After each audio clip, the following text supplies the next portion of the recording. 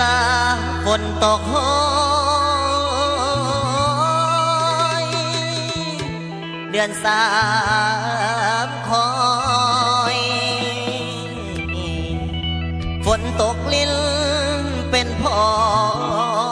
ยเปียวย้อยย้อยคอยเดือนสี่ละดอกกระเจียวเริ่มจุ้มจีคนปีนี้ขึ้นเบิ่งฟ้ายามเดือนหาตั้งท่าบ้านลังคิดเห็นเด็กคิดเห็นสาวผู้นั้นที่เคยหักดอกจริงเจียว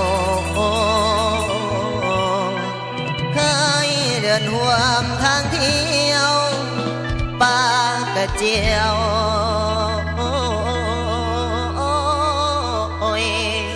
แต่เขานั้น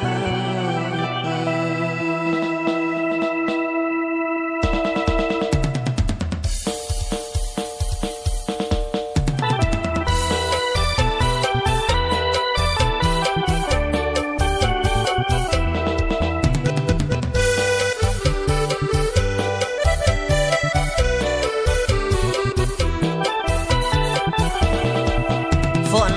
ตกลงมาปล่อยปล่อยเดือนสามคอยย้อยหำดอกม่วงคิดพอ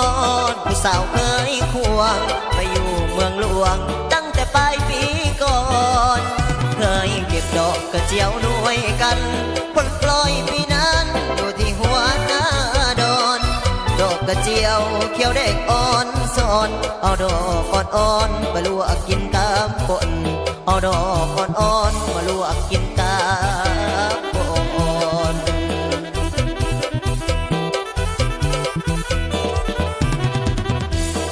นี่ไปหมุนเป็นเม้งที่นุ่นอยู่ใส่ลาโนอุ่นนี่ไปหมุนเป็นเม้งที่นุ่นอยู่ใส่ลาโนอุ่นเริ่มเมฆคุณมีบุญสุขอยู่มีสู่ผู้รวยนับผลไว้มายกไว้มักเริ่มหัวหน้าบอนที่เฮาเคยเกี่ยวดอกกระเจียวมันเดียวหาเจ้าสีแดงสีขาวก็ค่อยเจ้ามาเที่ยวน้ำผลเที่ยวกระเจียวสุกอยู่ค่อยเจ้าบ่มาลาถิ่นดินแดนข้าวเหนียวแม่ดอกกระเจียวบ่เลี้ยวคืนบ้านเก่าเลิกแล้วบ่